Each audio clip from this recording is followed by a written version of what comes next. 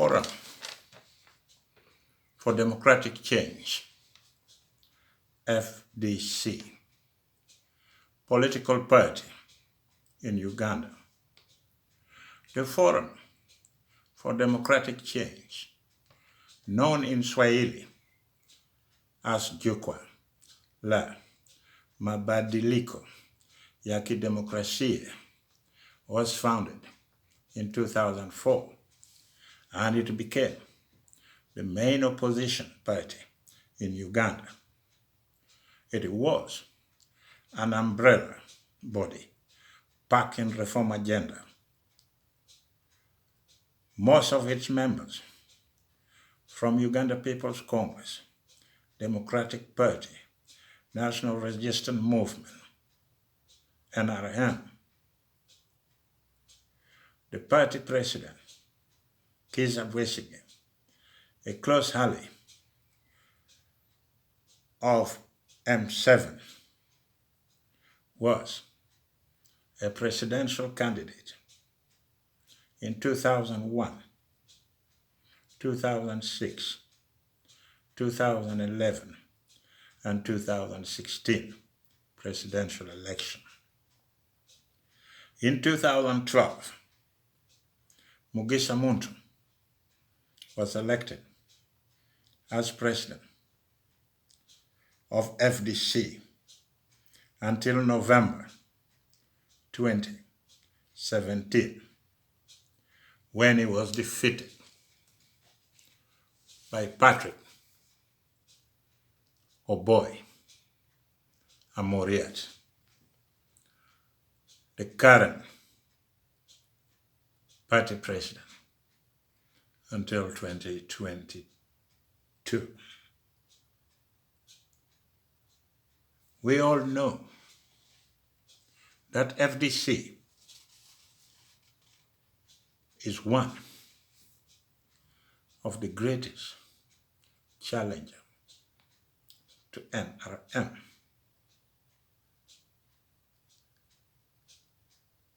In 2006, 2011, and 2016 presidential and parliamentary election.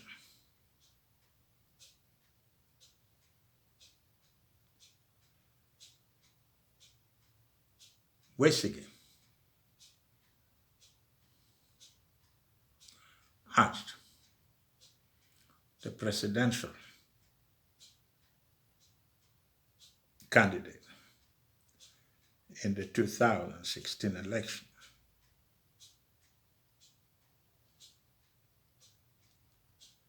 took 37% of the vote against 59% against the NRM. That is, if we have to believe the election commission. But according to the presidential candidate himself, he believed that the election was stolen.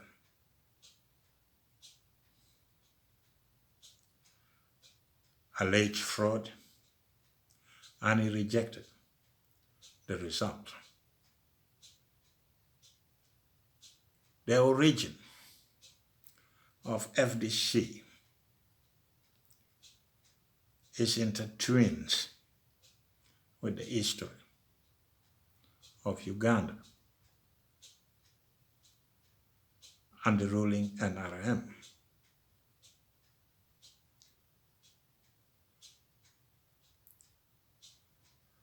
When FDC came into being,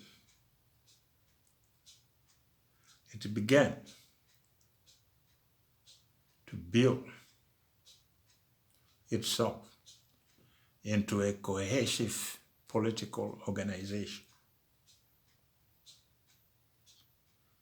The transition process broadened its political base, which revealed other interests within the party. Some senior members of the National Resistance Movement felt sidelined and they joined the FDC. NRM relied heavily on the support of the Tutsis.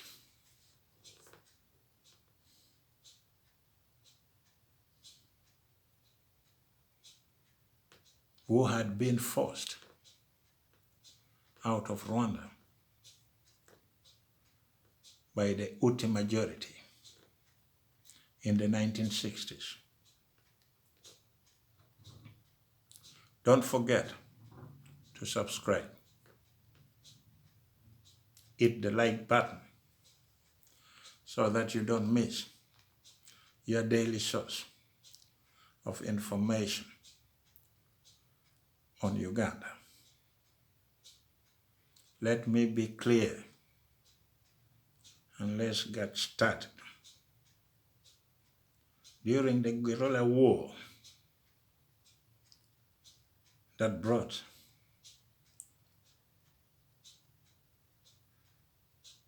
the government of Obote and that of Tito Okello down, NRA moved from Central District of Luweero to the west of the country, where most of the Tutsis had been recruited. They helped him descend to power. They helped him kill many Ugandans. Tutsis like Paul Kagame,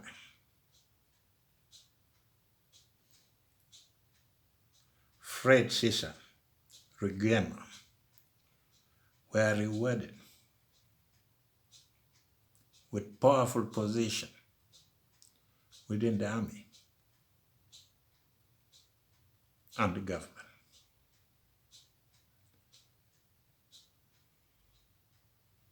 Many people traveled from different parts of Uganda to join the guerrilla war.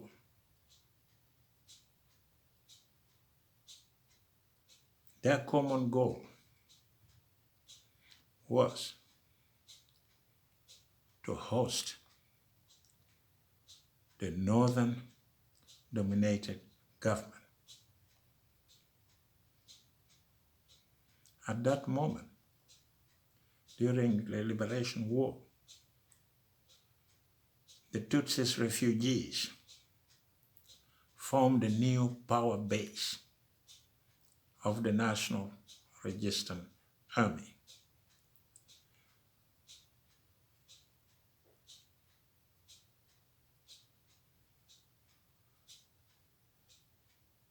And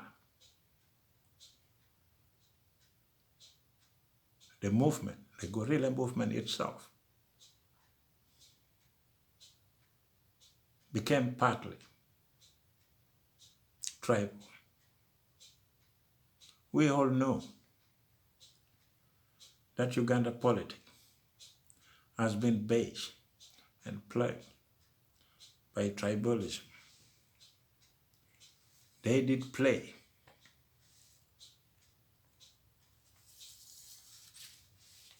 important role in the liberation movement, using the blame games with the people of Buganda and Uganda. They played the blame games with the people of Buganda and Uganda at large. The power base of the NRA became weak when the Tutsi refugees, led by Fred Rwigema, decided to return to Rwanda to fight the government of Habyarimana, the loss of so many key military and political advisors and the intelligence services left NRA vulnerable. We Ugandans, up to now, we have failed to manage our country. We left it to Tutsi refugees to manage the military, intelligence services, even the local government.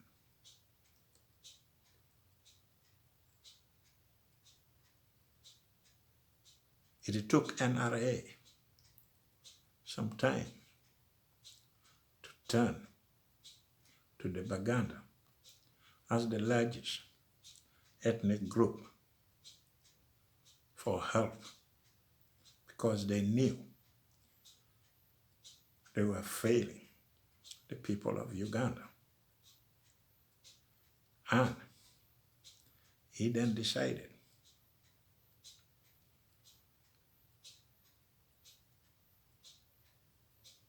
to restore the kingdom of Uganda. In that process, they used a lot of people from Uganda to help them descend into power, knowing that sooner or later they will have to suffer in the hand of a dictator. We know that NRA also made agreement with Amin, ex-fighters, to maintain their power base. They created fear in the people of Uganda, telling the people of Uganda, especially the Baganda and the Southerners,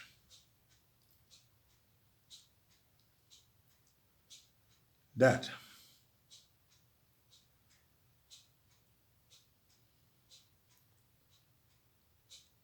the brutal Northerners, armies of Obote and Idi Amin could return if NRM failed.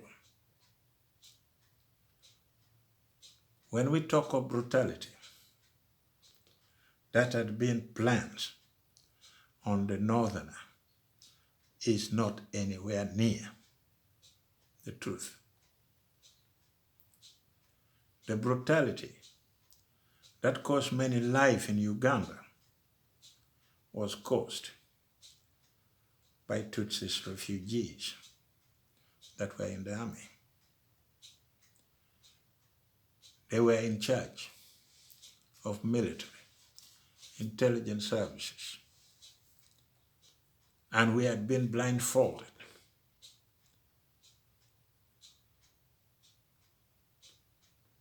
by a lie that it was the Northerner committing crimes in and around Luweero. Today is very evident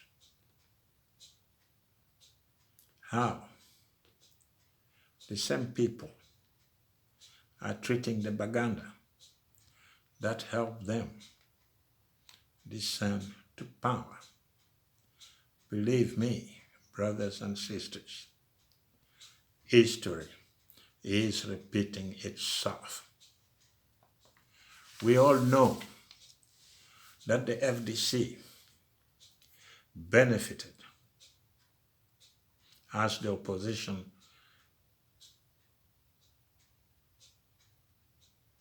in parliament. However, that did not bother M7 at all. He had already established himself as a dictator. When 𝐷𝙝𝙗𝐵 returned to Uganda,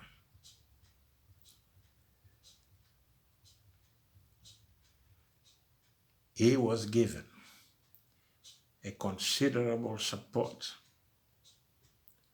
by the people of Uganda,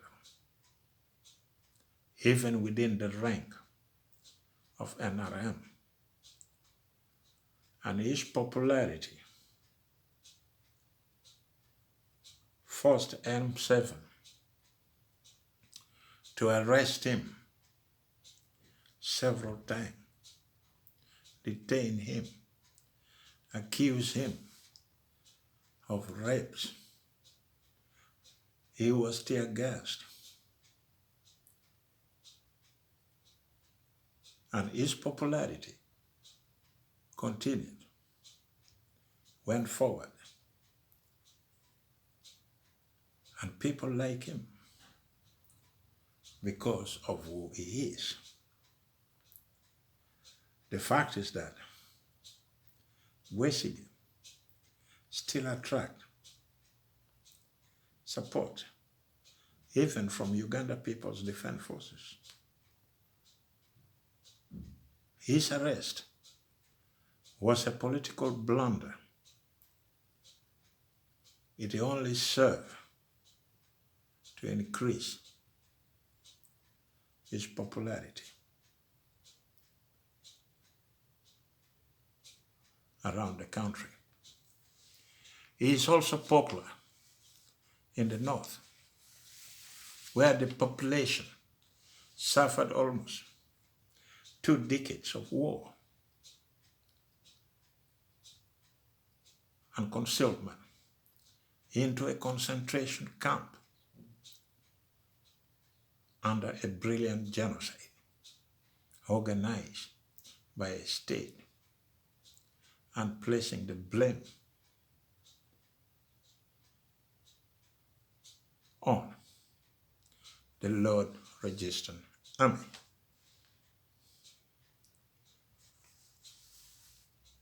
After the 2016 election, the FDC flag bearer, Dr. Kizza Besigye, did not agree to the results announced by Electoral Commission. The fact is, the man was under house arrest for almost 3 months. He did manage to swear himself in as the Uganda People's President in a secret location.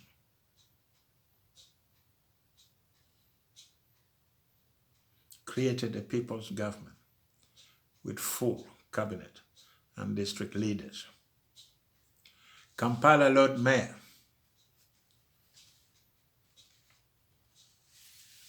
Elias Lukwago was appointed vice president.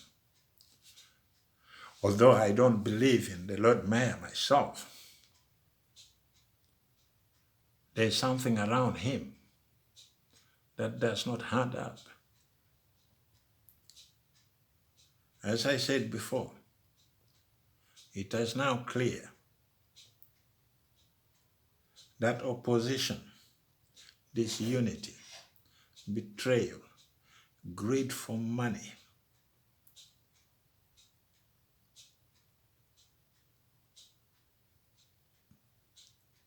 destroyed FDC. After 15 years, FDC has lost its parliamentary majority to NUP, National Unity Platform, because opposition in Uganda are deeply disorganized. National Unity Platform was strong and swept the country. They won.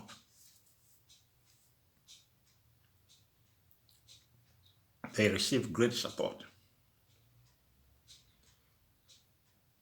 from the people of Uganda. The question is, how long can they hold on to that victory? We all know when a new party emerges, there will always be crossing over. And we are watching them. The game has just started. But let me be honest with you. You are elected to that position because of the people of Uganda. Don't forget the youth who sacrificed their life. Don't forget the youth who are being kidnapped. Don't forget the youth who are tortured. Don't forget the people of Uganda who are living under dictatorship. If you do, then they will meet you in the next election.